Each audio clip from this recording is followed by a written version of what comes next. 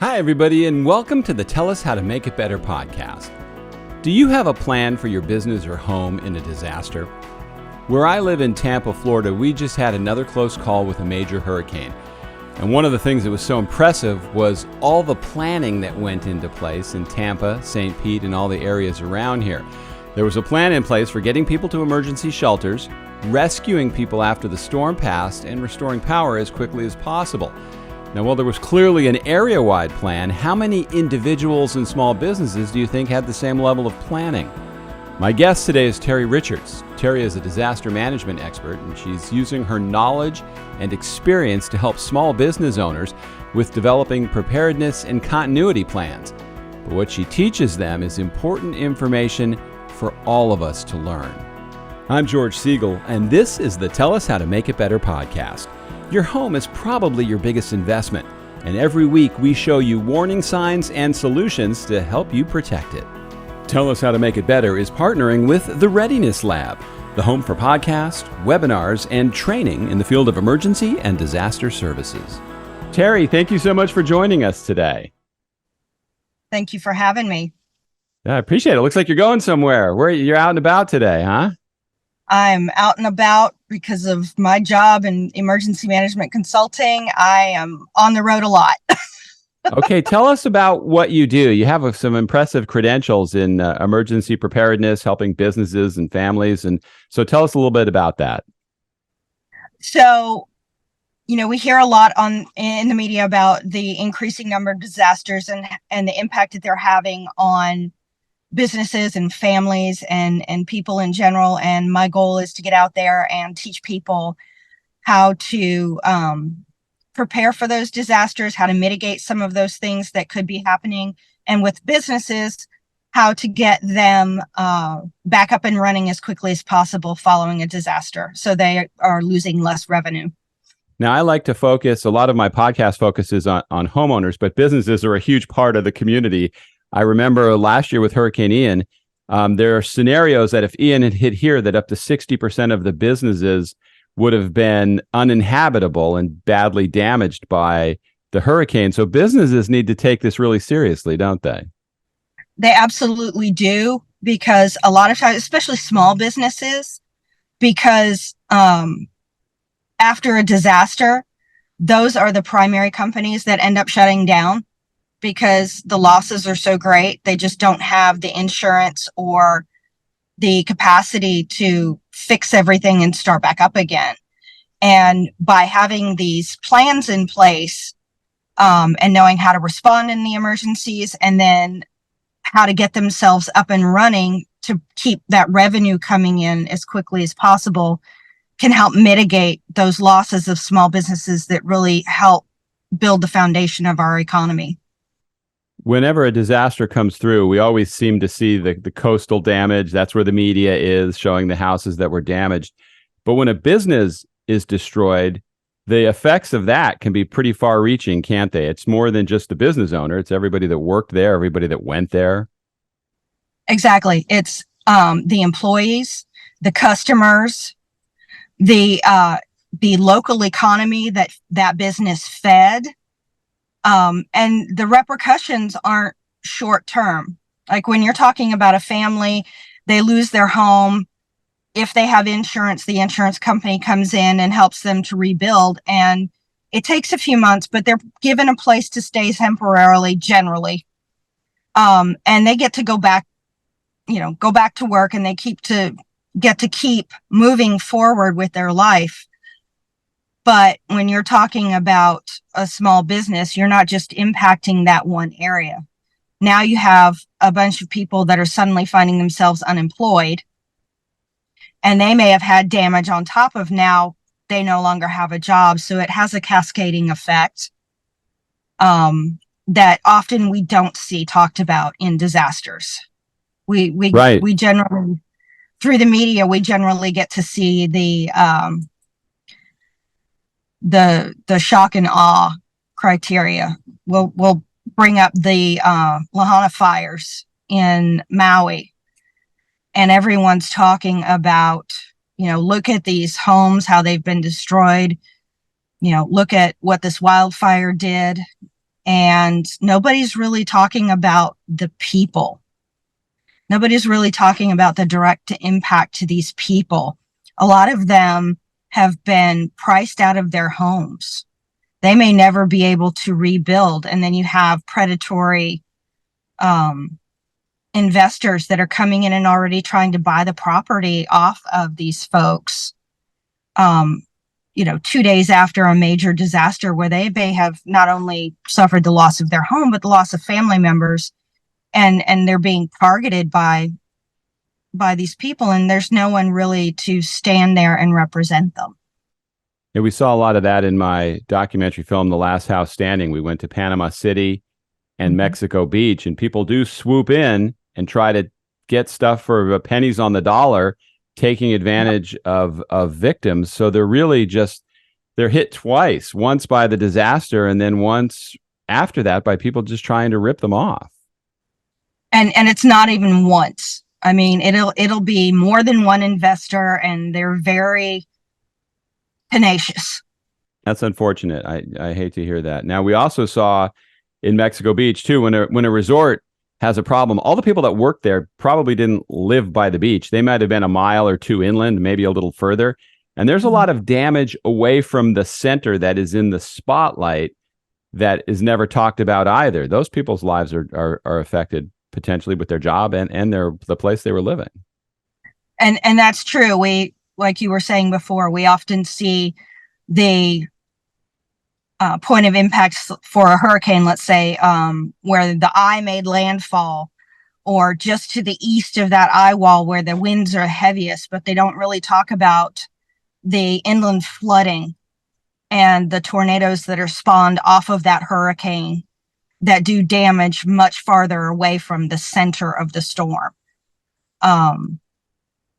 Occasionally, in like your local media, they'll talk about specific areas, but in mainstream media and national media, you don't really hear about that. And the way our society is growing is it's a topic for 15 minutes and then they're moving on to the next thing. So people aren't really getting the attention and the services, and the funding is not, with so many disasters happening, the funding is drying up.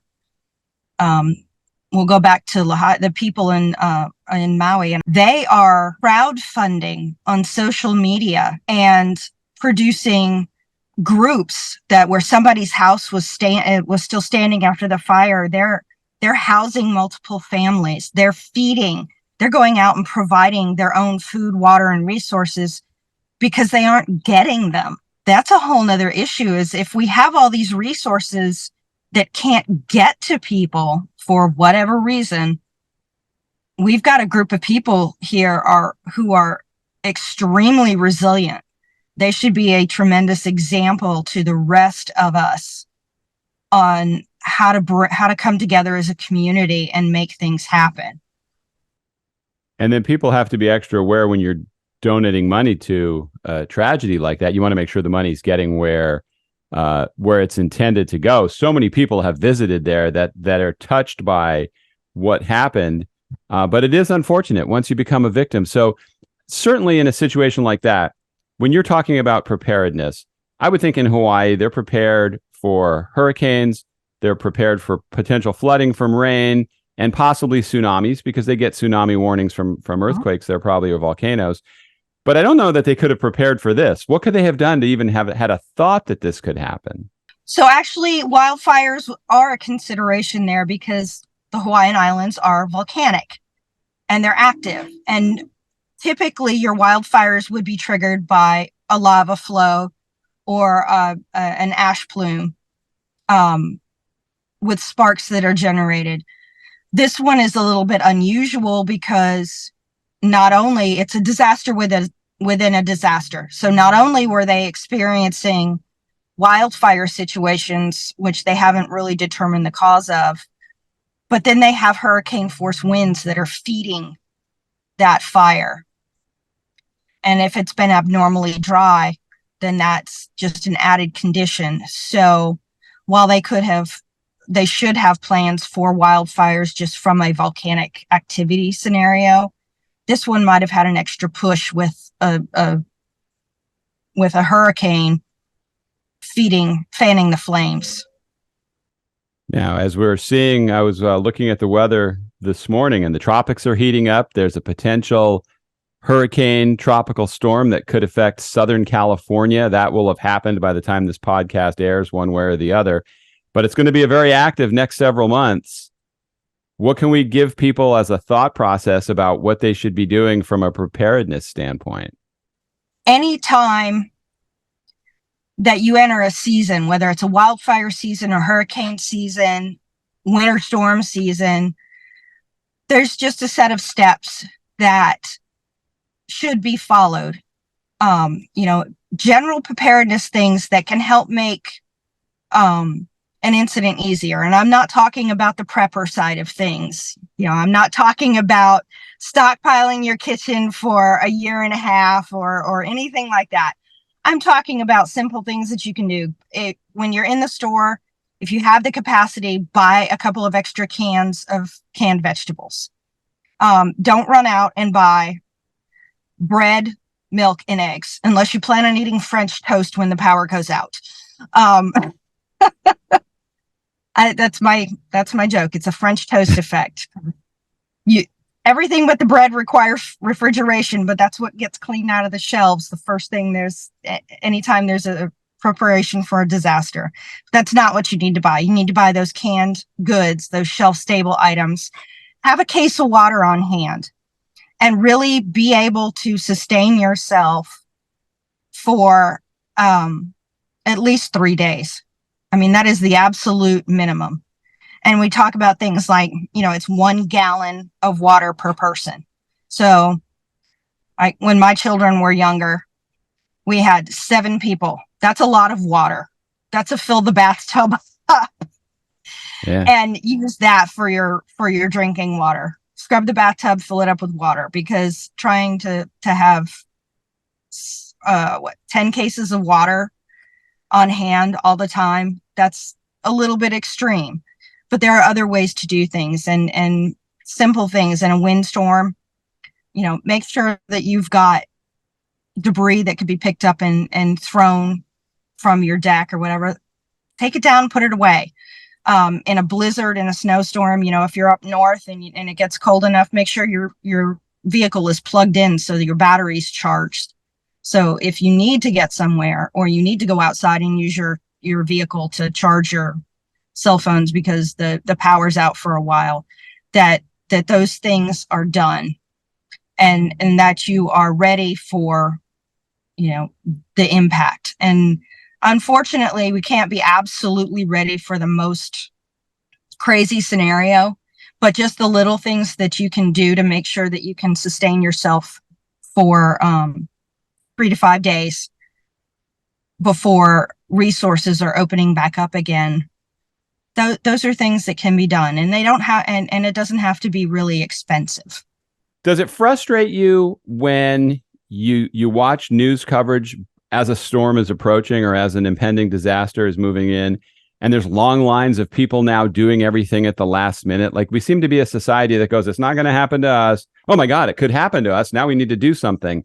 I mean, there's always such a lackadaisical approach until the very last minute. So we are very much a reactive society, and there needs to be a lot of effort from the base individual up to our big corporations in being proactive. We keep getting told, and we've seen that the disasters are getting more intense. They're coming more frequently. And we have other considerations long term, glacial melting, so the oceans are rising. So areas that we've built up on barrier islands or right up on the beach could be underwater in the next 10 years. And we have to really start looking forward and being more proactive in how we respond to things, rather than running and buying your gas at the last minute. But with a hurricane, we have notifications up to 3 days out. We start standing, states and counties start standing up operations 3 to 5 days out. They start moving those resources around. So there's no reason that people can't go, hey, we might need to evacuate in 3 days. I better top off my car so that we don't have that massive run on resources 24 hours before something happens. People also need a better awareness of where they're living. I know on Sanibel Island in Captiva, there's one road that was out of that place. If you wait too long to evacuate, you might never get out. Sometimes it's better to be cautious and have left too early than to wait and go too late. I agree with that. There are a lot of coastal highways that are washed out during storms. And if you have a particularly strong storm, that road overwash can start 2 or 3 days before the actual storm makes impact. And it might be a whole lot harder to evacuate if your vehicle can't handle those obstacles, or if you have an extremely high storm surge and it's already taken the road out before somebody goes, oh, we need to evacuate. And I had a guest on recently. I don't know if you know Barb Payne. We were talking about, she's a disaster expert as well. And we were talking about, I mentioned the term disaster etiquette.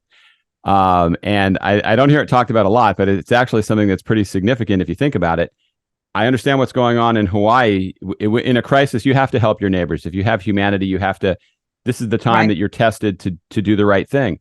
But it also points out, what about those people that prepared and have everything, and they have what they need for their family, and their neighbors chose to do nothing? To me, that's always a tough. There were Twilight Zone episodes about that. I mean, there's movies about things like that, because the worst comes out in people in disasters as well. That is true. The worst comes out in people in disasters, and you get a lot of the same type of behavior in disasters that you see with people who are down on their luck, maybe homeless or whatever. And you get the kind of, I did my part, but you didn't do anything. That's your problem. And really, in situations like that, again, the folks in Hawaii have done an amazing thing. They have demonstrated that even if their house survived, they opened their doors. Even if they didn't have enough, they collected what they could get and they shared it with everybody. And that's the kind of attitude that we need to be promoting. If I have food for my family for 14 days and there's 50 people outside my door that are hungry and I feed all of them, all my plans now have changed. Am I wrong for thinking that way? You're not wrong for thinking that way. And I'm not saying that if there's 50 people outside your door that you should completely give up all your resources for them and not take care of your family. Let's say you have 14 days worth of food, and the expectation that the services are going to start coming back online in 5 days. So maybe you can provide a little bit of food to some of those people and they can share it between themselves, because it doesn't benefit anybody to give up all your resources to help everyone and then have none for your family. There's a limit to what you should do, but hoarding everything and saying, you didn't prepare, so that's your problem, is not the right direction. That's that me, myself, and I mentality that really has just grown so strong in our society that we kind of need to look past a little bit. Oh, I agree. I think it's there's certain times you get tested in life and how you're going to help other people. If you're on a plane, are you helping other passengers out? Or are you just getting out yourself? There's so many disasters. In a fire, are you helping get other people out of the building? I don't know if you ever saw the Seinfeld episode where George was in the fire at the kids' party and he was knocking over old people and kids to get out. Disasters kind of define who you are in a way. They do. And you see all kinds of people in disasters. I've been on a number of responses, and one person will be kind and generous and helpful, and you go down the block and you're met with a shotgun. It really depends on the attitude of the individual, and how they want to present themselves. But really, as a society, if we're going to get through this next scenario and adapt to the changes in our climate and to how the planet responds to those, then we're going to have to be more community and less me, myself, and I, less individual. Now, in the last house standing, we interviewed the mayor of Malibu after the Woolsey fire in 2018. And he said with disasters that happen there, people have short memories. Now, obviously, if your house is destroyed and your life is upended, but it's the people who don't have damage in that disaster but kind of got lucky. Do you sense people then take it more seriously next time, or do they have that attitude? It's like you're driving down the road, you almost get in an accident. So for the next 5 minutes, you're really paying attention, and then you go back to blasting the radio, putting your phone in your hand. I mean, how do you think people tend to react? We have, as a species, we have a very short memory, and we don't tend to learn our lessons very effectively. So we have a Category 4 hurricane, or we have a massive wildfire, and we're spared. And the lesson that typically is learned is, oh, okay, well, we've got a hurricane. Or that wildfire, yeah, it burned this direction, so it's not going to come and hit my house. Or the hurricane, it's going to go past me and it's just going to bring some rain and a little bit of wind, but I'm not really going to get impacted from it, so I don't need to. Or one of the other ideologies I see is the talk to the hand. It's not my problem. And we really just have to get around those and really educate people that it is your problem and you do need to be prepared. And even though you're not impacted this time, that's still a potential risk in your area. And maybe you didn't get impacted this time, but the next time, if you're not prepared, then it might be a whole lot worse.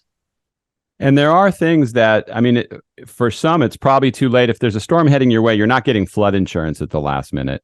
But you can certainly make sure you have homeowners insurance. You can certainly make sure you have an evacuation plan.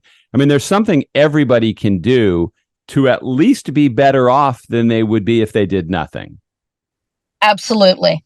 And one of the things that we're running into now is insurance companies are starting to leave states with high impact. We've seen that in Florida, where a lot of the homeowners insurance companies have left the state because the same properties just keep getting hit again and again and again, and they're losing money. So they're cutting their losses, if you will. But that doesn't help benefit the people that are still living there. Oh, we see that. We see that with it's tough to get homeowners insurance here. It's tough to get car insurance here in Florida. It is a very challenging situation in that industry. It's almost a false sense of security because their goal is not to pay you if you make a claim. Right. And if you do make a claim, you're not going to be a customer much longer because then they're going to get rid of you anyway. So insurance can be a last resort, but the preparation, so hopefully you don't need it, is almost as important. That's true. It is. The more you do ahead of time to prevent or to mitigate damage, the better off you're going to be. There is no absolute in that. It's not, if I make these preparations, then nothing's going to happen. That just, reality doesn't work that way. But if you do as much as you can, the probability of reducing the damage is much greater than if you do nothing at all. Yeah, I mean, the mindset people really need to have is if I do all that to prepare, I do all that stuff and nothing bad happens, I didn't waste my time. You can't look and go, I didn't use my insurance last year, I think I'm going to cancel it this year, because that's when you're going to get nailed. Yes, Absolutely. That is like the what were you thinking moment. And you're right, that attitude, that shift in attitude is like, I did all of this, I'm prepared, and I don't have a lot of damage. So I have done the outlook is, if I do this every time there's a storm that comes through, then I am less likely to be significantly impacted, instead of, well, I did this stuff and nothing happened, so I don't need to worry about it. And unfortunately, that's kind of the direction it tends to go. Yeah, I used to be a TV weathercaster, and one of the things that was one of the worst situations is early in hurricane season when we would tell people they needed to evacuate and the storm would miss us. The next time they were like, hey, you told us last time and it was wrong, so you're going to be wrong again. People can't think that way, can they? No, they really can't. They have to understand that weather in particular has a mind of its own. And you may have a storm that's headed straight for you 3 days from now, and a frontal system comes through and kicks it to the curb, and it came out of nowhere, or the wind shifted and it changed its direction. But if you look at it like, well, it didn't happen the last time, so it won't happen this time, you're going to end up getting caught with your proverbial pants down. Yeah, there's no question. And I think it's going to be a wild next several months, not only with hurricanes in coastal areas, but potential with all the rain they had during the winter in California. They're ripe for some potential fire damage there again. I mean, we're going to have to be on our guard here. It's going to be a wild next several months, isn't it? It is going to be a wild next several months, especially since the Atlantic current is so much warmer than it has been. And doing meteorology, you would understand this, that, with your background, you understand that the warm water that feeds that circulation. And the cooler the water is, the less likely the storm sort of strengthen. But when you have water temperatures off the coast that are 98 degrees, that's just right for anything that comes into that current to just explode with growth. Absolutely. One of my guests was saying what we have to be fearful of is a storm that stalls and then just feeds off of that warm water, and we could just get pounded by that, especially here in Florida and along the Gulf Coast. So it's going to be a heads up time. So any last words of wisdom you have for people, something that they can use to take into this next several months that everybody should be thinking about?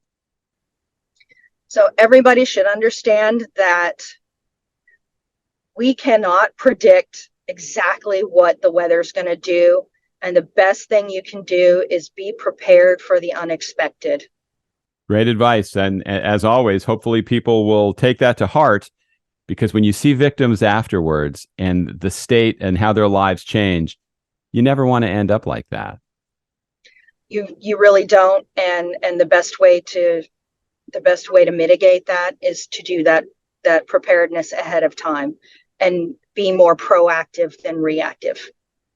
All right, Terri, thank you so much for your time today. I really appreciate you joining us. Thank you very much. I'm sorry about the heat emergency that cut off our call. Hey, stuff happens. What are you going to do? It does. And so I turned my truck back on and I cooled off my phone with the air conditioning. Excellent. Well, thank you for your time. Thank you. Thank you for joining me today. All of Terri's contact information is in the show notes. If you have a storm story or a building or remodeling story with a good outcome or a bad outcome, I'd love to have you share it with me. There's a contact form in the show notes. Fill it out, and who knows, you might be featured on a future podcast episode. Thank you for joining me today. See you next time.